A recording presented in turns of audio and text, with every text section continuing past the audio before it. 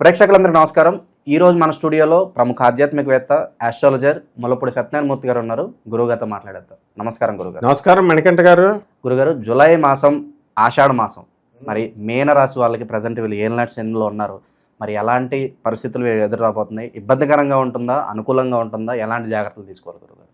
మొట్టమొదటగా మనకి ఈ మీనరాశి వారికి గోచార రీత్యా జూలై నెలలో ఎలా ఉందంటే, ఈ యొక్క శని మీనరాశి, రాహువు కుంభరాశి, కేతు కుజులిద్దరూ కూడా సింహరాశి, బుధుడు కర్కాటక రాశి, గురుడు మిథున రాశి, తర్వాత రవి వృషభ రాశి నుంచి మిథున రాశి సంచారంలోకి వస్తున్నాడు అనమాట లాస్ట్ 29th జూలైకి.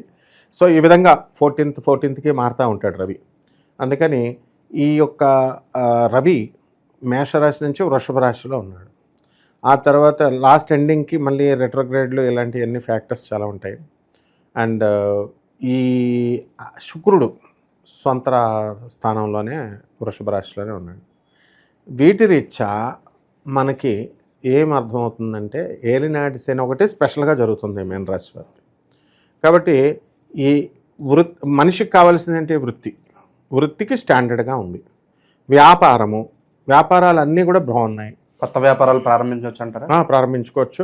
కాకపోతే ఎలక్ట్రానిక్స్, కరెంటు సంబంధమైనటువంటి బిజినెస్లు పనిచేయాలి. ఎలక్ట్రిక్ షాపులు, బజాజ్ ఎలక్ట్రానిక్స్ ఇలాంటివి ఉంటాయి కదా, అలాంటి బిజినెస్లు, సేల్స్ అండ్ సర్వీసులు కూడా డల్గానే ఉంటాయి వ్యాపారాలు.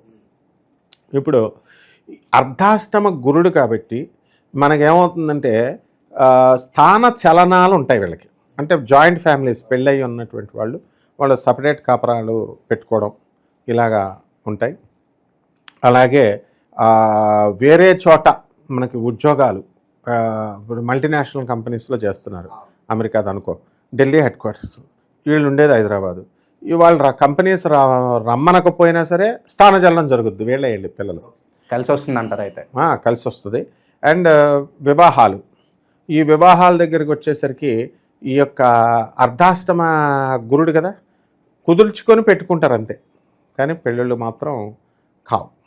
సంతానం, ప్రొడక్షన్ కోసం ప్రయత్నాలు చేస్తూ ఉంటారు, కానీ ఇంకా సఫలం కావు. ఫర్టిలిటీ సెంటర్స్కి వెళ్తారు. ఏ ఆయుర్వేదం డాక్టర్ వాడికి సర్టిఫికేషన్ ఉందా లేదా పాడు అవన్నీ ఏం చూడరు. ఏ ఆకలిస్తాయి మేకల్లాగా నవ్వులుతారనమాట. వెళ్ళిపోయి కడుపును పాడు చేసుకుంటారు. చాలామంది కరోనా పేషెంట్స్ లాస్ట్ టైం 2020లో ఇలా ఆయుర్వేదాలు ఎవరిస్తే అవి తినేసేసిన వాళ్ళు పాపం తొందరగా ఎఫెక్ట్ అయ్యి చచ్చిపోయారు. తర్వాత ఈ యొక్క మహిళలు మనశ్శాంతిగా ఉంటారు. వీళ్ళు ఆడపడుచులు ఇవి అందరూ కూడా అత్తగారులు వీళ్ళకి ఇంపార్టెన్స్ ఇస్తున్నామని చెప్పేసి ఉంటారు. ప్రేమ వ్యవహారాల్లో వీళ్ళు ఫెయిల్ అవుతారు. అండ్ అందువలన డిప్రెషన్కి చాలా ఎక్కువ గురవడానికి అవకాశం. గురుగారు, ఆషాఢ మాసం కాబట్టి పెళ్ళిళ్ళు లేకపోయినా కూడా సంబంధాలు కుదురుతాయి అంటారు వీళ్ళు ప్రయత్నిస్తే కనుక? సంబంధాలు కుదుర్చుకొని పెట్టుకుంటారు. కానీ గురుమూఢం ఉంది కదా, గురుమూఢం జరుగుతున్నప్పుడు అంతకుముందు అండ్ వీళ్ళు నాకు 20 కోట్లు ఉంటే 40 కోట్లు ఇవ్వని అలా అడిగితే ఎవరిస్తారు చెప్పు? తర్వాత అమ్మాయిలంతా నాకు సాఫ్ట్వేర్ ఇంజనీర్లే కావాలంటే మిగతా వృత్తుల్లో వాళ్ళు బతకట్లేదు వాళ్ళు. తర్వాత మాకు 20 లక్షల ప్యాకేజీ, 20 కోట్ల ప్యాకేజీ ఏంటిదంతా? సో బిజినెస్ లాగా చేస్తే మరి పెళ్ళిళ్ళు ఎప్పటికీ అవ్వవు. చాలామంది అలాగే ఉండిపోయారు. తర్వాత 20 కోట్లు అని చెప్పేసి 40 కోట్లు ఉండాలని చెప్పి వెళ్ళినాడు, ఆడేకేమో 100 కోట్లు అప్పు ఉంది. 40 కోట్లు ఉన్నాయి చూపించాడు, బాగానే ఉంది. కాబట్టి ఇలాంటివి మానేసి ఎవరైతే ఈ వ్యక్తిత్వాన్ని చూడాలి మనుషుల్లో. ఫ్యామిలీ బ్యాక్గ్రౌండ్ అంటే ఏంటమ్మా, ఆ అబ్బాయి మంచోడా కదా, నిజాయితీ ఉందా లేదా చూడాలి. అండ్ వెనకాల డబ్బులకి ప్రాధాన్యత ఇవ్వకుండా స్టేబుల్ మైండ్ కూడా ఉండాలి.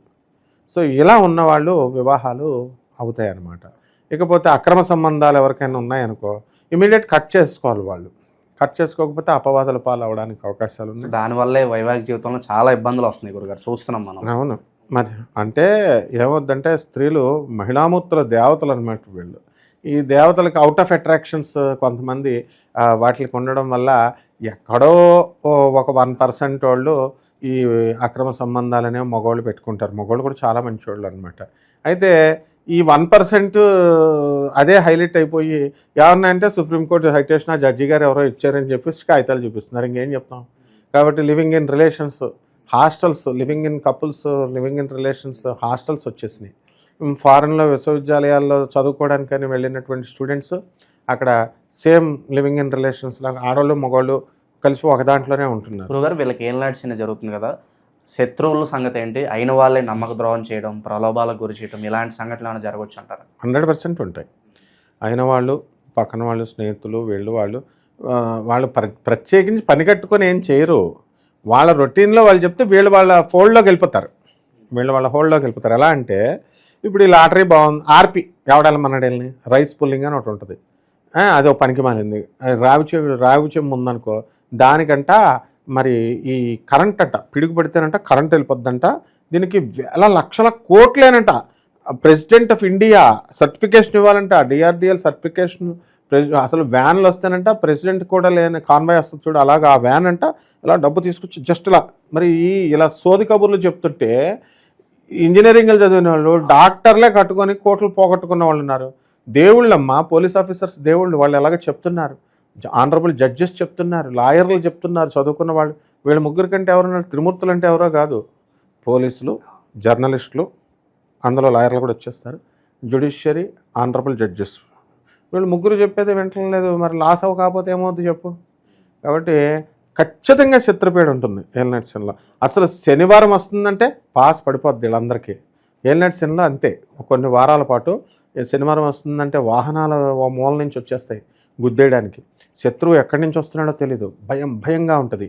కొంతమందికి ఎలా ఉంటుందంటే ఏలినాటి శని ప్రభావంలో ప్రేమలు విఫలమవుతాయి, అక్రమ సంబంధాలు విఫలమయ్యి డిప్రెషన్లోకి వెళ్ళిపోతారు వీళ్ళు. మళ్ళీ ఇలా వయసులో ఎంత ఉంటాయి అనుకుంటున్నాం, అడ్డగాడిదల్లాగా ఉంటారు. మళ్ళీ చిన్నోళ్లే కాకుండా అడ్డగాడిదల్లాగా ఉన్నవాళ్ళు కూడా లవ్లు అనమాట వీళ్ళకి. సో ఈ రకంగా మొత్తం సర్వభ్రష్టత్వం, సర్వనాశనం అన్నట్టు ఈ యొక్క కొంతమంది 1% వాళ్ళు ఉంటారనమాట. భూమికి సంబంధించిన వ్యవహారాల్లో ఏమైనా జాగ్రత్తలు తీసుకోవాలా? ఇప్పుడు డాక్యుమెంట్స్ ఇష్యూ వస్తాయి, లేకపోతే భూ కబ్జాదారులు మోసపోవడం, ఇలాంటి సంఘటనలు ఏమైనా జరగడానికి అవి లేవు. మన ముఖ్యమంత్రి గారు రేవంత్ రెడ్డి గారు, కేసీఆర్ గారు బిగిచ్చేశారు. ధరణి బాగా వచ్చింది, డబుల్ రిజిస్ట్రేషన్స్ అవి తగ్గిపోయినాయి.